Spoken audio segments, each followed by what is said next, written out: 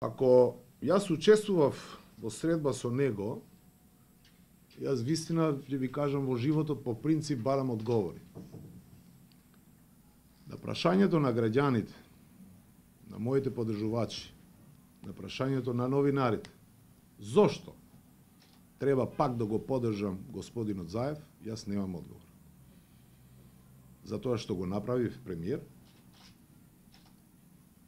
затоа што по секоја цена се здружи со другата компонента од режимот ДУИ и направи све да не победи на локални избори, затоа што секој ден го амнестира криминалот и корупцијата и луѓето кои лично